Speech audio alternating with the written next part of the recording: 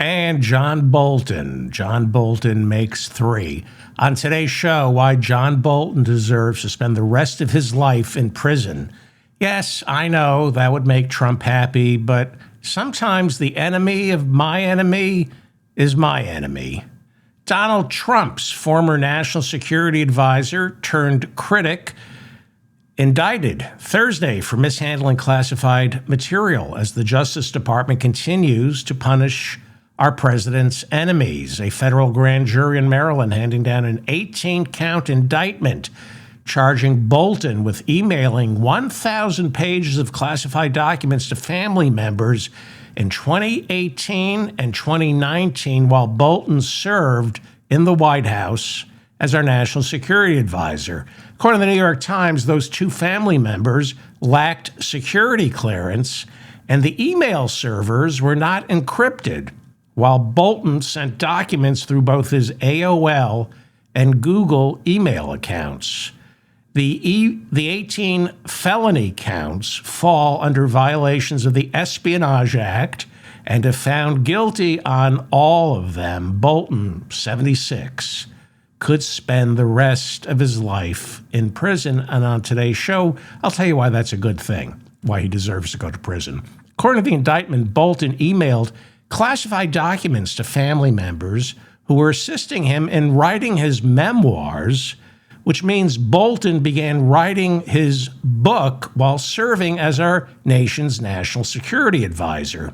According to the indictment, Bolton's emails to family members indicate he knew sharing the documents with them was illegal. There are actual emails where he writes, shh. That's according to the indictment, at least. The New York Times noting that Bolton will be tried by a career prosecutor,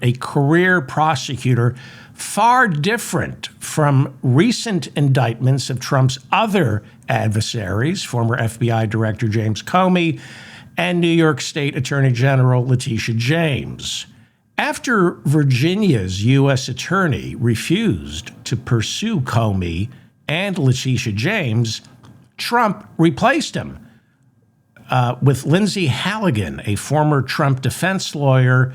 She has zero background in trying criminals. It is generally agreed that the Comey and James indictments are so weak they may not even make it to trial, and that Trump is less concerned with the verdict than he is with putting them through the same litigation process he suffered through during the 2 years leading up to his reelection. The Bolton case could be different. It might be an actual crime. In fact, the investigation into Bolton's mishandling of classified documents began in 2022 during the Biden administration, but he was indicted Thursday. What changed? Never forget prosecutorial discretion. Bolton may have violated the Espionage Act, but it's safe to assume he wouldn't be indicted Thursday had he not been an outspoken Trump critic. Now, prosecutors target people for all sorts of reasons, and plenty of government officials get away with mishandling classified material all the time. Right off the top of my head, Donald Trump first comes to mind. Look, trials cost the government money and time, so career prosecutors, not the shysters Trump appoints to rack up legal fees for his enemies. I'm talking about career prosecutors who only pursue cases they think they can win. Bolton will be tried by Kelly O'Hayes, the U.S. Attorney in Maryland, who was first appointed by Barack Obama. This isn't Trump's New Jersey strip mall lawyer, Alina Abba, serving as interim U.S. Attorney in New Jersey, or Lindsay Halligan, third runner-up in the Miss Colorado beauty pageant, serving as U.S. Attorney in Virginia, embarrassing herself with the prosecution of James Comey and Letitia James.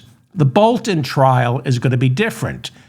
That's because Bolton was America's national security advisor when he allegedly emailed 1,000 pages of classified diary notes referencing high-level meetings inside the Situation Room. Our national security advisor, of all people, should know not to send classified documents via AOL or Google. And making the case against Bolton so much worse is Iran hacked both those email accounts in 2021. According to the indictment, Iran was able to read Bolton's emails detailing covert intelligence operations as well as impending missile strikes planned by an unnamed foreign government. How serious is that? How serious is that to be careless with information like that?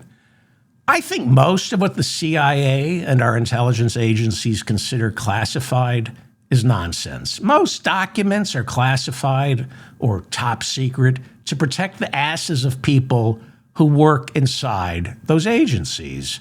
It doesn't take a genius to realize practically everyone working inside our national security and intelligence agencies, everyone is committing at least one felony per day. Most documents are labeled top secret or classified for the sole purpose of keeping them out of the prying hands of prosecutors, not foreign enemies. As of this moment, for example, Donald Trump has killed at least 27 Venezuelans aboard 5 separate speedboats because he decided they're terrorists. Should we count the felonies here? Defense Chief Pete Hegseth's own lawyers inside the Pentagon warned that a paper trail now exists proving Donald Trump's top advisors, including Pete Hegseth, were warned that these airstrikes are in direct violation of American and international law. Pam Bondi, in announcing Bolton's indictment Thursday, declared no one is above the law. Well, she most certainly is, because if Pam Bondi weren't above the law, she'd be indicted right now for lying before Congress last week while testifying before the Senate Judiciary Committee. So, Washington, D.C. is a crime scene, and it always has been. The problem with our two-party duopoly is the same problem we have with any concentration of power. It leaves us with absolutely no choice. Yes, the Republicans are way more corrupt, way more dishonest, and they are deranged.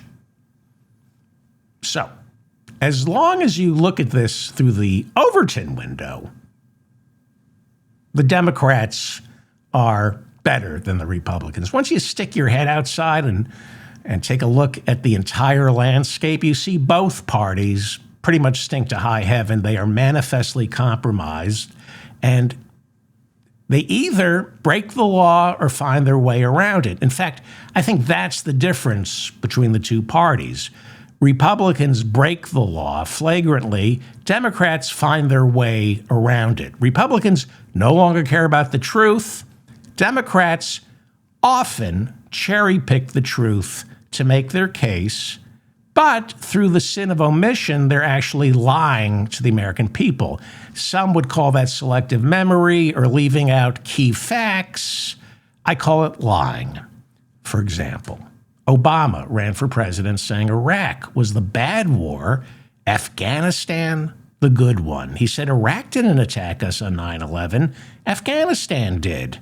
See, that's what Democrats do. They cherry-pick the truth, and in this case, Obama built circumstantial evidence against the Taliban, when in fact the Taliban had absolutely nothing to do with the planning and execution of 9/11. I've been over this a million times. Google it or go on, ask AI. So, yeah, I voted for Obama because when it comes to the war on global terror, he told 50% fewer lies than George W. Bush, which brings me to Trump, who's just a liar. Everything that comes out of his mouth is a lie.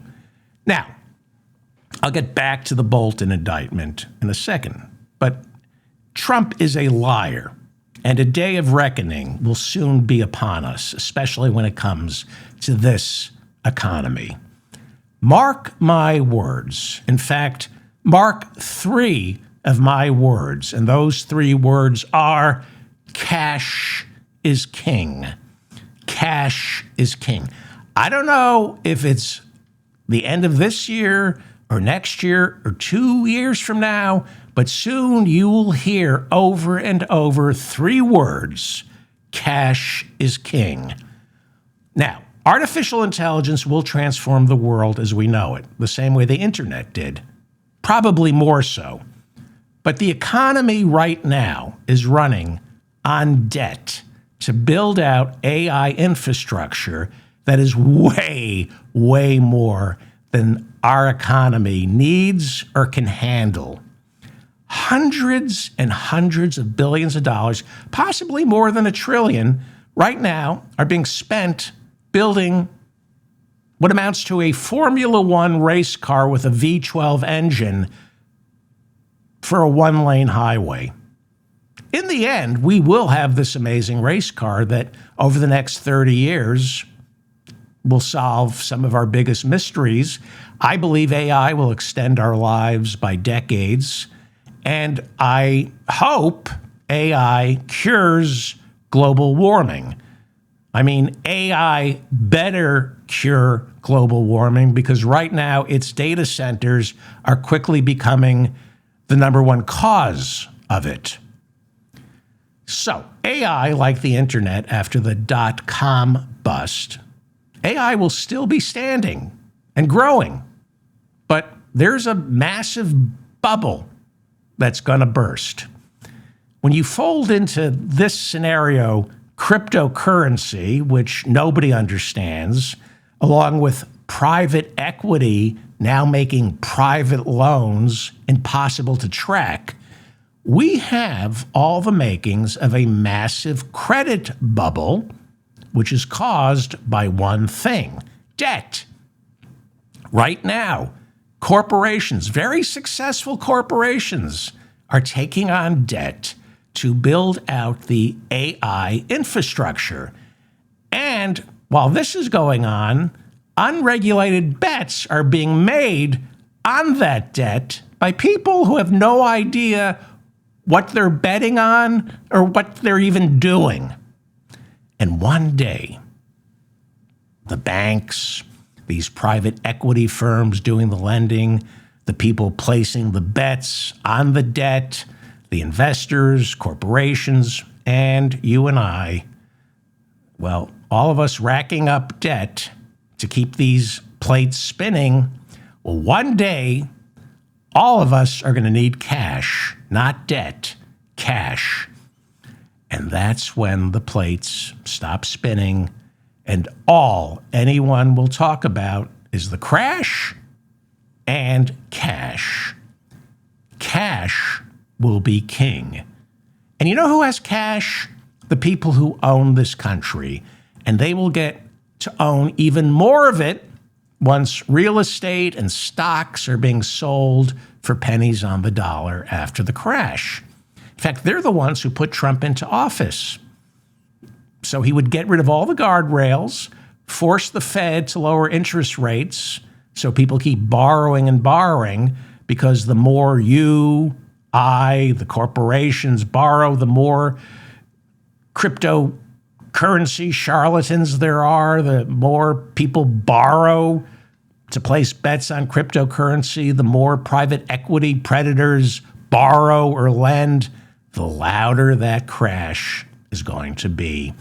And the people who own this country, the top 1% of the richest 1%, they'll get to own even more. That's why they put Donald Trump in office. Jeff Bezos has pretty much said this. He said AI is a gigantic bubble, adding after it bursts, those who survive, in other words, those who have cash, will have the capacity, the infrastructure to ride artificial intelligence to the commanding heights of our economy. He didn't put it that way, but that's pretty much what he said. This is why a responsible nation regulates the economy. This is why the government must interfere with banks, Wall Street, cryptocurrency brokers, and private equity. Because left to their own devices, they will not just destroy the economy, they will destroy jobs, marriages, childhoods, and lives. Which brings me back to John Bolton. Because all these people, just like John Bolton, claim to be experts. John Bolton knows things. People trust him. He's Yale Law School. We trusted him with our national security, just like we're supposed to trust economists, bankers, and Wall Street analysts with our financial security. But he's full of crap. If what they say in this indictment is correct, how is it remotely possible that the man in charge of national security was sending classified documents via Google email and AOL? The same way our national security advisor earlier this year, Mike Waltz, before he got fired, was setting up group signal chats in the lead up to those missile strikes on Yemen. These are national security advisors, security. Bolton's emails, by the way, got hacked by Iran. The emails, at least according to this indictment, those emails contained classified documents detailing covert operations overseas as well as impending missile strikes. Now, Iran got their hands on those emails. You and I might not think Iran is America's enemy, but people like John Bolton and most people inside our Pentagon do. They see Iran as our enemy. I don't think Iran is my enemy. Trump does. You might remember we bombed their nuclear facilities in June, something John Bolton, has been calling for since at least 2015, when he wrote an opinion piece in the New York Times entitled, quote, "To stop Iran's bomb Iran." Okay? But he was calling for an invasion of Iran while he was calling for an invasion of Iraq. I'll get to that in a second. By the way, we bombed Iran, okay? We bombed Iran. I think it was in June, right? And guess what? They started up their nuclear program. Remember the International Atomic Energy Agency? Remember they were talking about how non-compliant Iran was before Trump bombed Iran into compliance? Guess what? Iran wasn't bombed into compliance. They're not complying with UN weapons inspectors. Iran is still not allowing inspectors in. But come on, did you know that?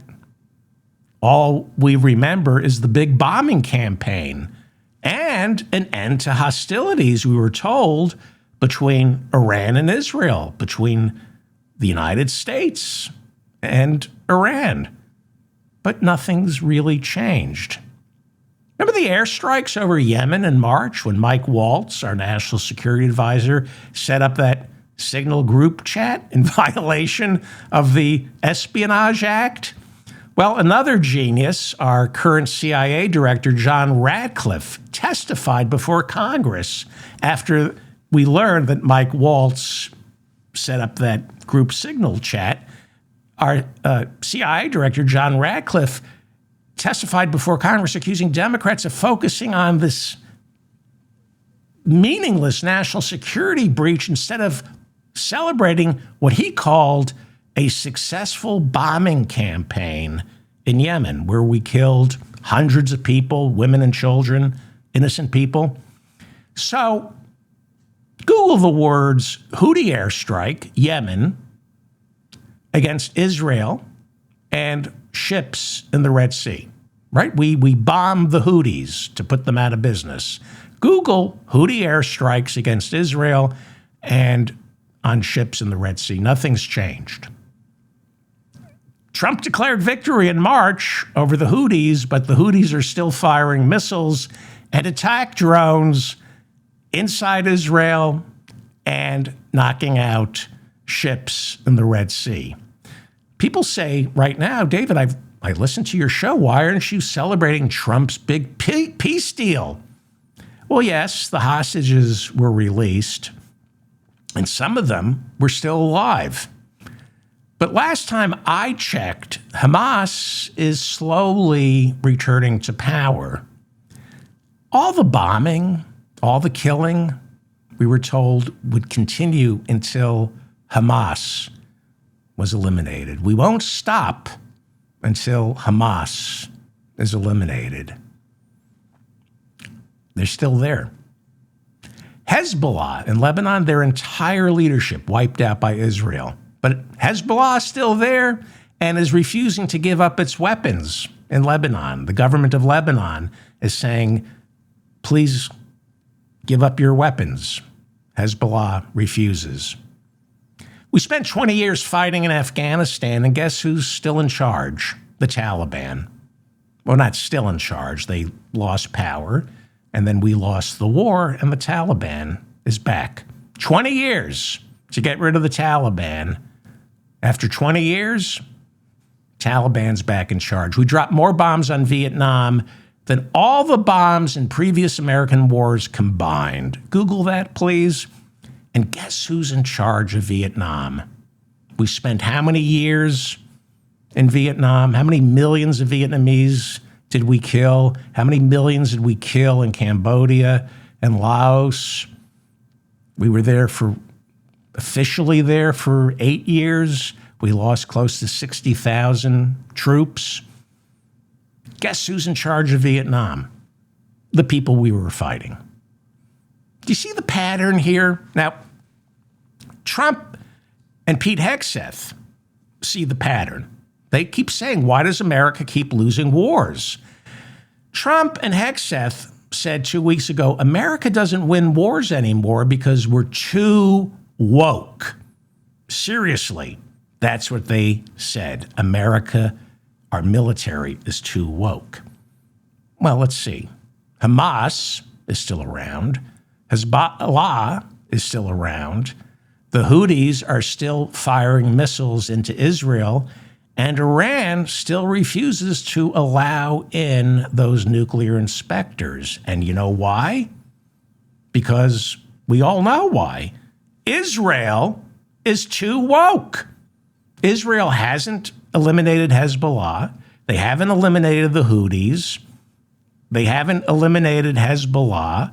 Iran is still developing its nuclear program because Israel obviously too woke. I mean, whatever you think about Israeli Prime Minister Benjamin Netanyahu, I think we can all agree the man is way too politically correct. If only Benjamin Netanyahu stopped fighting with one arm tied behind his back and stopped worrying about what other people think. He's too woke. See, the thing you need to understand about war is some people get turned on by it. War feels good. Most men, I think, understand the temptation of war because I think men have a violent streak because violence feels good. Threatening violence, acting violent feels good. It makes some men feel like men. Especially for sociopaths. Now, I'm not saying I'm not a sociopath. I may be. I understand the jolt from anger and rage. And a lot of times, anger and rage keeps me from sinking into depression. I'm not violent because I'm physically weak. I'm physically weak. And I have other arrows in my quiver, like this show. I don't need violence. I have this show that nobody listens to. Robin Williams, great man, Robin Williams. Robin Williams once said he paid to keep some of the struggling comedy clubs open in San Francisco out of self-preservation. That's what he said. He said if the comedians didn't have these comedy clubs, they'd end up killing everyone. Because he knew anger and blind rage is part of human nature, at least a lot of men. And a lot of men find anger and blind rage intoxicating. It produces some of our greatest art, as well as Bernie Sanders, Ralph Nader, and Howie Klein. You need to be angry. Anger is a power. And people turn violent when they can't channel their anger into painting, writing, singing, telling jokes, doing crappy podcasts like this, and most importantly, making love. I'm not talking about sex. I'm talking about making love. An act of kindness is making love. It's not as good as sex, but you take what you can get. But that is the truth. Anger, rage, hatred, violence, repressed violence has to be channeled into productivity. Otherwise, you make war. Violence, war, feels really good for certain types of sociopaths, like the people inside the White House.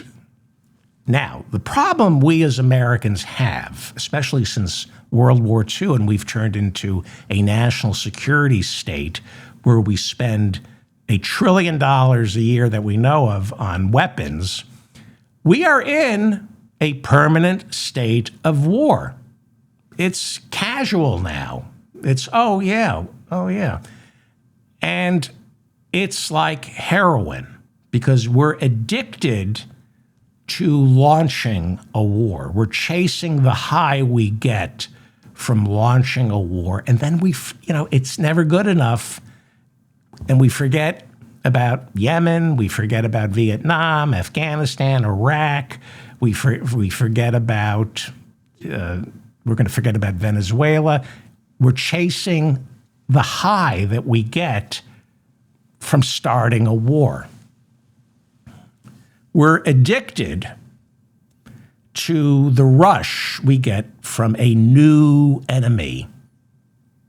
Kind of like the rush some people get from the first blush of romance, and it quickly wears off, and then they have to go find somebody else. A lot of men are like this, like Pete Hegseth, our defense chief. He's been married 3 times, cheats. We know he cheats. Because besides being an alcoholic, he's addicted to the first blush. He cheats on his wives. We know that his own mother put into writing, my son abuses women. His own mother, our defense chief's own mother, wrote to him and said, I'm tired of you abusing women. And if Thom Tillis, the senator from North Carolina, kept his promise and allowed Pete Hegseth's sister-in-law to testify during the confirmation hearings, the whole world would have learned that not only is Pete Hegseth an alcoholic, but abusive, physically abusive towards his wives. But Thom Tillis, the senator from North Carolina, literally feared for his life. Read the Rolling Stone article about that. He chose himself over country. He didn't. The sister-in-law signed an affidavit talking about how Hegseth's wife would hide in the closet from him. She was ready to testify. Thom Tillis said, I'm going to bring you before the defense committee.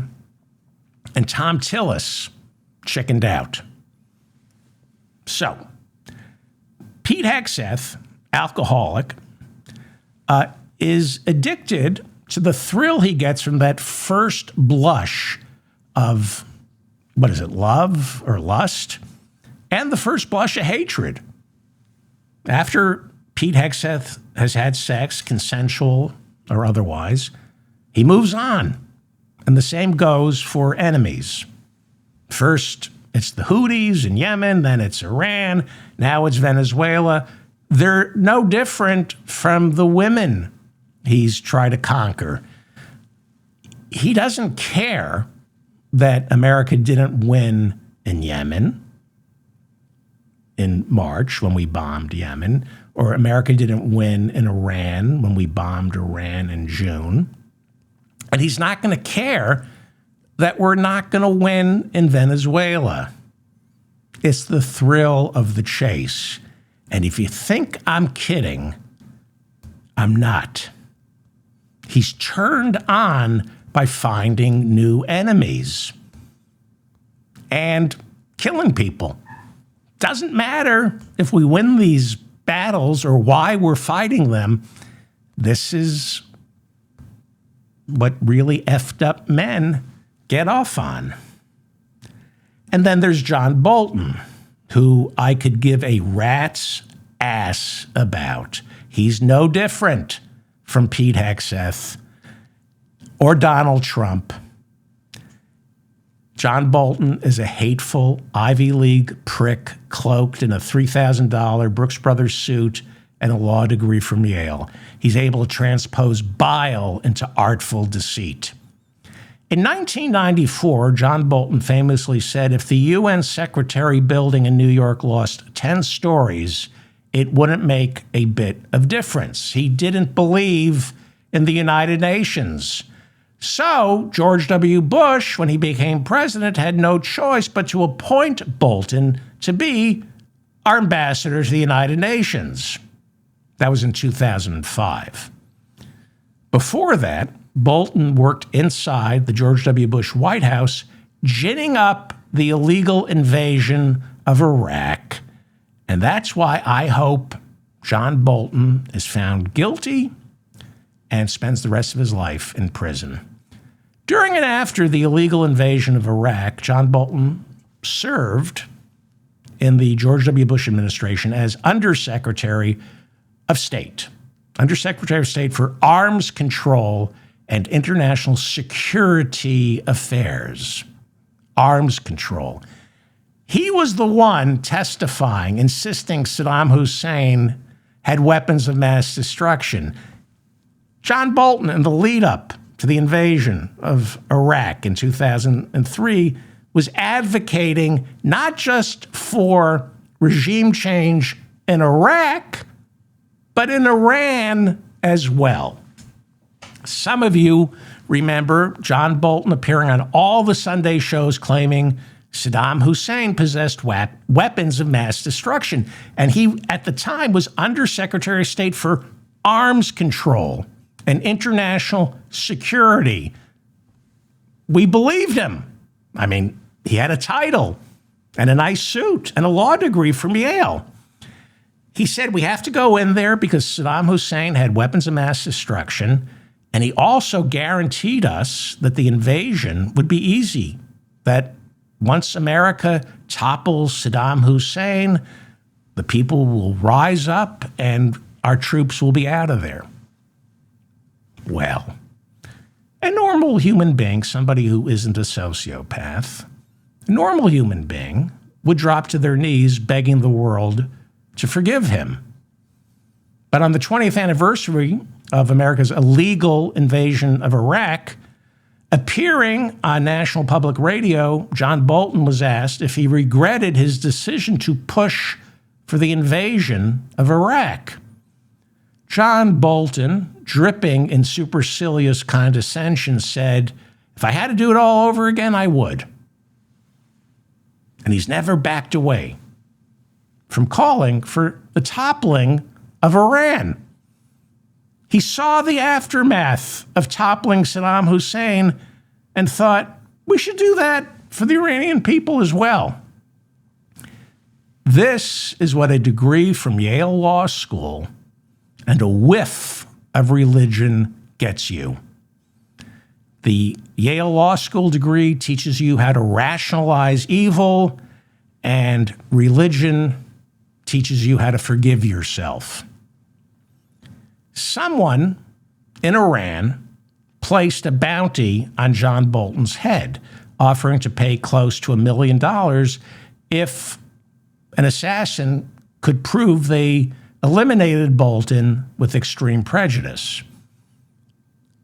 So, besides pushing for John Bolton's indictment, one of the very first things Trump did upon returning to the Oval Office this year was revoking John Bolton's Secret Service protection.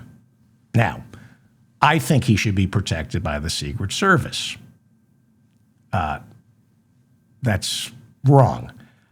I think he should be protected. I think the best way to protect him is to lock him up for the rest of his life.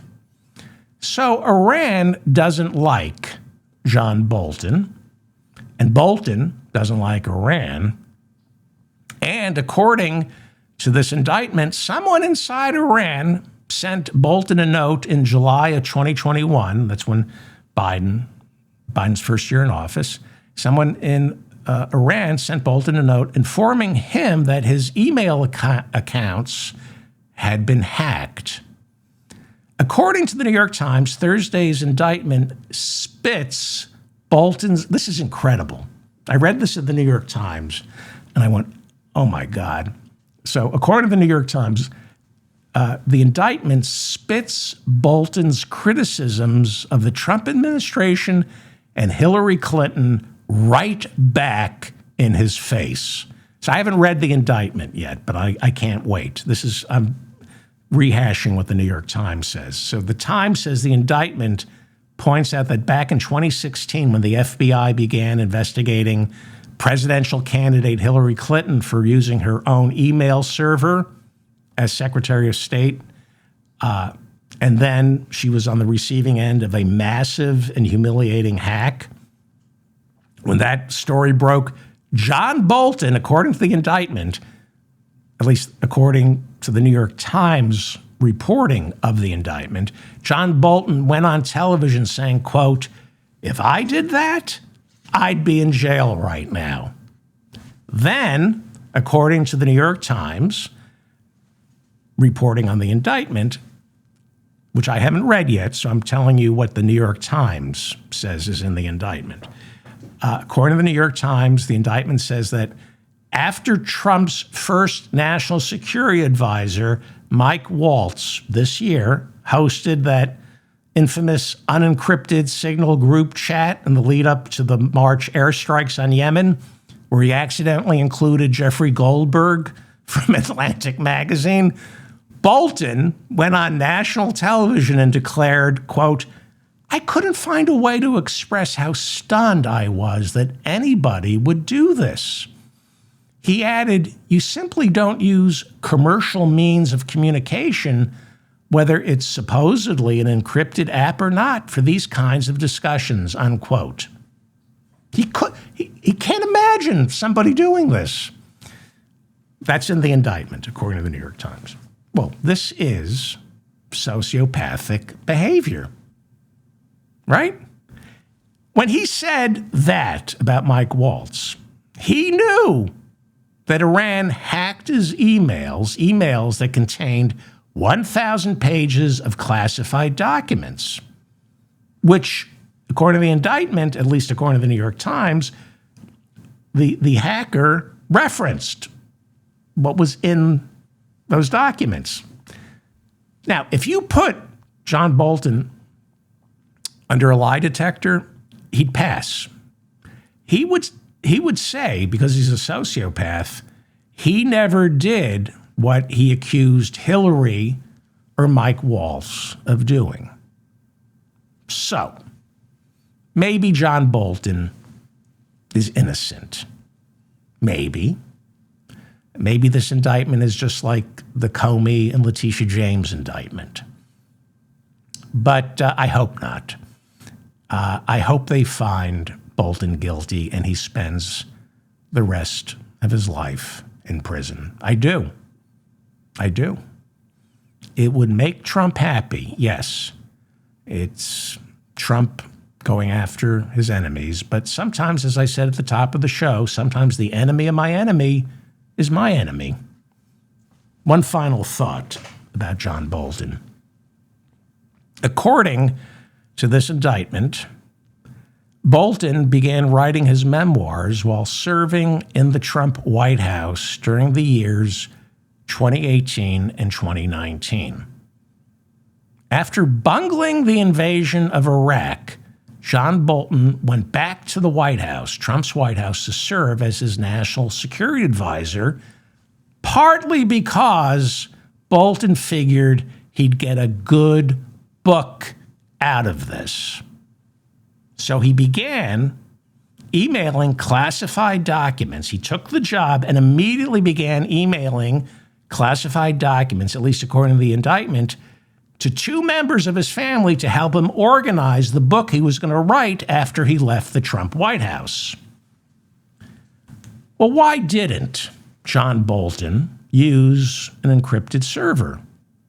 I think for the same reason Mike Waltz used that Signal group chat. They're both national security advisors. They know most classified and top secret documents shouldn't be classified or top secret. Plus, they're incredibly stupid. So, this is what gets me really, there is karma, or there's could be justice sometimes in the Trump universe, even inadvertently. Bolton was working on his book throughout his entire time as national security advisor. He left his post, and I'm going to go over a timeline here, so you got to, I know it's hard. He left his post on September 10th, 2019, okay? Trump was president in 2019. Trump said he fired Bolton. Bolton said he quit. By June the following year, 2020, John Bolton's book, The Room Where It Happened, a White House memoir, was officially released. Usually takes longer to write a book after you leave a job, but Bolton was writing that book while doing the job. And remember, it's the writing of this book that got him indicted for violating the Espionage Act. To sell books, you need bombshell revelations. And Bolton's book was filled with them to justify whatever he was getting paid. I'm sure it was more than $1 million. According to Catherine Watson of CBS News, I found this online. She wrote an article for CBS News 5 years ago when I found it. When Bolton's book came out in July or June of 2020, Bolton revealed in the book that during a summit meeting, Trump told the leader of China that Trump thought concentration camps for the Uyghurs was a great idea. The Uyghurs are the Muslims in China who are in concentration camps right now. And Trump, according to Bolton in the book, told Xi, the leader of China, I think it's a good idea to put people in concentration camps. Bolton also wrote in the book that Trump was a liar and fundamentally ignorant. Okay, we could have waited on those revelations, okay? That's worth the $1 million contract, and our nation's future didn't really hinge on any of those revelations. But he also revealed some bombshells in June or July of 2020 in that book when it came out that would have been incredibly valuable for our country much earlier during Donald Trump's impeachment trial in January of 2020. I'm throwing a lot of history at you. It's kind of unfair. So Bolton, to refresh my memory and yours, Donald Trump was impeached the first time by the House of Representatives in December of 2019 after a whistleblower revealed that during Trump's perfect phone call with the newly elected president of Ukraine, Vladimir Zelensky, Trump said in that perfect phone call that, yes, I know, Vladimir, Congress appropriated close to $500 million in military aid to help you in Ukraine's war against Russia and the Donbass region. But according to the whistleblower, Trump added, you're not going to get that money until you first do me a favor. I need you to dig up dirt on Hunter Biden. Now, it is against the law to withhold military aid allocated through an act of Congress. It was a bill Trump even signed. It's especially against the law when you're doing it for political reasons. This was why Trump was impeached. Now, with Contragate, Reagan violated a congressional law, the Boland Amendment, which specifically forbid the president or the CIA from funding the Contras. The Contras were rebels, fascist rebels from the Somoza regime attempting to overthrow the newly elected Marxist leaders of Nicaragua. Just keep rewinding that over and over again until it sinks in. I know it's a lot to process, but there was the Boland Amendment. It was passed in 82, and I think again in 84, specifically forbidding Reagan from funding the Contras, and they were leftovers from the Somoza regime of Nicaragua fighting to topple the Marxists who got elected to lead Nicaragua. By the way, the same guy, that Marxist is back in charge of Nicaragua, the Sandinistas, and now he's fascist. But I am going way off. I apologize.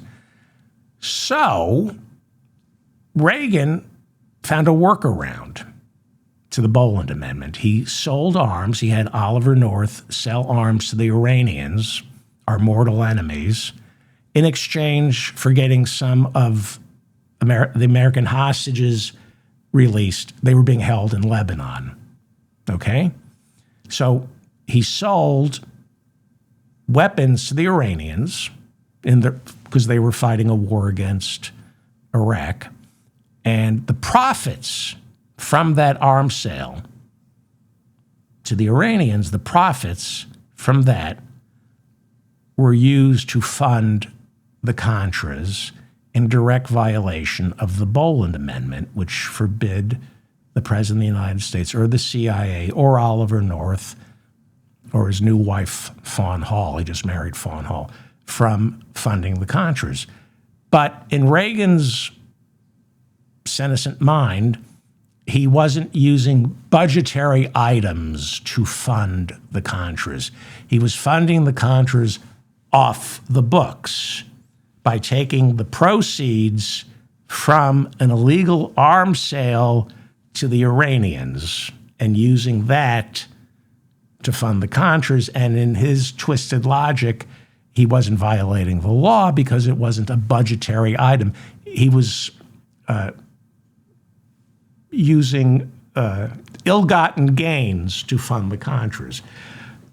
Reagan should have been removed from office for that and sent to prison, as a lot of people should have.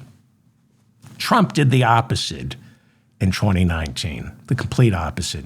He withheld arms in direct violation of Congress. Reagan supplied arms in direct violation of Congress. Trump withheld arms in direct violation of Congress. Trump said, you're not going to get $500 million, Zelensky, until you give me dirt on the Bidens. Well, that wasn't Trump's money to withhold. Now, when Trump made this illegal call to Zelensky, John Bolton was his national security advisor. I think the call was like July of 2019. John Bolton was our national security advisor. John Bolton left the White House in September of 2019, just as the investigation into Trump's perfect phone call with Zelensky was heating up. Okay? By the middle of December of 2019, the democratically controlled House of Representatives impeached Trump for that perfect phone call. Trump's trial in the Republican-controlled Senate went from late January of 2020 until February 5th, 2020. And on February 5th, 2020, the Republican-controlled Senate acquitted Trump. He got to stay in office. Remember, you get impeached in the House of Representatives, you go on trial in the Senate. Democrats controlled the House, so Trump was impeached, but Republicans controlled the Senate, so he was acquitted in the trial. Well, during the middle of that Senate trial, in late January of 2020, the New York Times got its hands on the manuscript of John Bolton's book that was scheduled for release in June or July of that year. He finished the book pretty soon. He was done with it in January. By January, the New York Times got its hands on the book. According to the New York Times, the manuscript, and this is reporting during the Senate trial, during the impeachment trial of Trump, the manuscript to Bolton's book said that Trump ordered him in May of 2019 to dig up dirt on Hunter Biden's activities in Ukraine. Wait, it gets worse. The manuscript said that Trump ordered him, Bolton, to call Zelensky, the president of Ukraine, to set up a meeting between Zelensky and Rudy Giuliani, Trump's personal attorney, so Rudy could begin digging dirt up on Hunter Biden. So our national security advisor wrote, in the middle of Donald Trump's trial in the Senate, they had the book, and it said that as national security advisor, Donald Trump ordered our national security advisor to call the president of Ukraine, Zelensky, and tell him you got to meet with Rudy Giuliani and help him find dirt on the Bidens. And here's the smoking gun.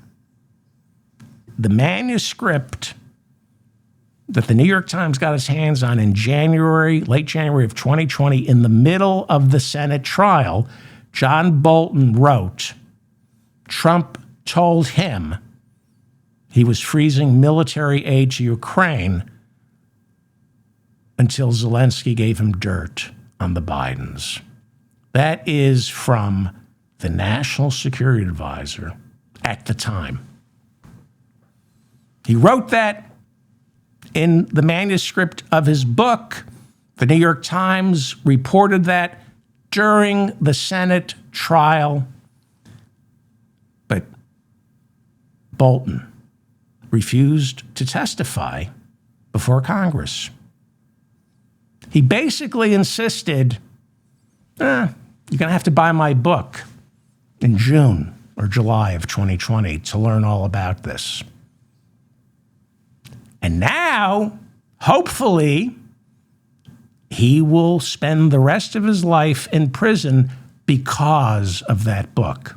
He deserves to go to prison for the rest of his life. Remember, the Democrats controlled the House in 2019. Republicans controlled the Senate. the democratically controlled House began impeachment investigations in October of 2019. And they asked Bolton, who was no longer National Security Advisor, to testify about what he knew about Trump withholding nearly $500 million in military aid to Ukraine in exchange for dirt on the Bidens.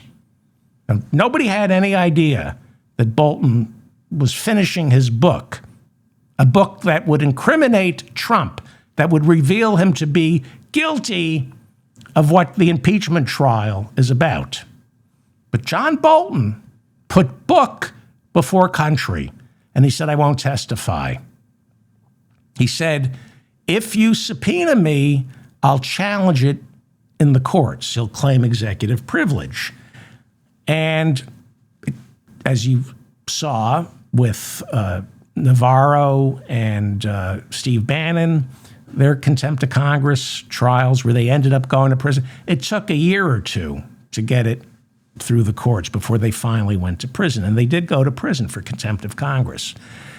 So it takes a while, and the Democrats decided not to subpoena Bolton because it would be a year or two before the courts ever decided whether Bolton had to testify. And the democratically controlled House wanted to get the impeachment trial into the Senate before the 2020 election. So Bolton didn't have to testify.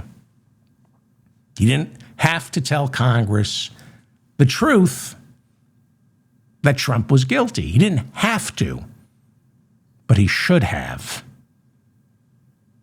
And again, in the middle of the Senate trial in late January 2020, Bolton's book is finished. The New York Times sees the manuscript where Bolton puts into writing that Trump pressured him to find dirt on the Bidens. That's your smoking gun. In that manuscript, he puts into writing that Trump told him, our national security advisor, I'm withholding military aid to Ukraine until Zelensky gives me dirt on the Bidens. And again, he refused to testify in the Senate trial. Now, the Republicans in the Senate weren't going to subpoena him because they were carrying Trump's water, but it would have been very embarrassing if he offered to testify. So why didn't he offer to testify? Well, the guy who wants to bomb Iran and Iraq is a coward, right? He'll send your son and daughter to go fight a war, but he couldn't even challenge Trump, who he knew was fundamentally unsound. And he says that about him. But when his moment arrived, we all get moments in life, and Bolton's moment was to tell the truth about Trump before the Senate or before the House. Chickened out. And he wanted to sell books. So he was being paid a lot of money for his bombshell revelations. And America, we had to wait until the summer for his book to come out. But by that time, Trump had been acquitted in the Senate. And then on January 6th of 2021, Trump launched an insurrection. But Bolton can't wait to go on television to criticize Trump. He's a sociopath. He had an opportunity to get Trump removed from office. Sat on his hands. But loves criticizing Trump. Won't do anything about it. Well, he put his book before country, John Bolton, and now it turns out he may be spending the rest of his life behind bars because of that book. Well, Donald Trump said, I think it was flying home from Egypt, that he said, I don't think I'm going to heaven. I think he's right. I think we all know where Trump is eventually heading. And I hope John Bolton rots there too. I'm David Feldman, reminding you to stay strong and protect the weak. Thank you to Mila and Bob in the chat room. Leave a comment if I made any mistakes. Please let me know. You pretty much know I read all your comments. And so thank you for leaving comments. Please share this. Please hit the like button so I remain in your feed. What else? Subscribe to this channel. Subscribe to my newsletter. What else? I think that's it. Good show. Thank you.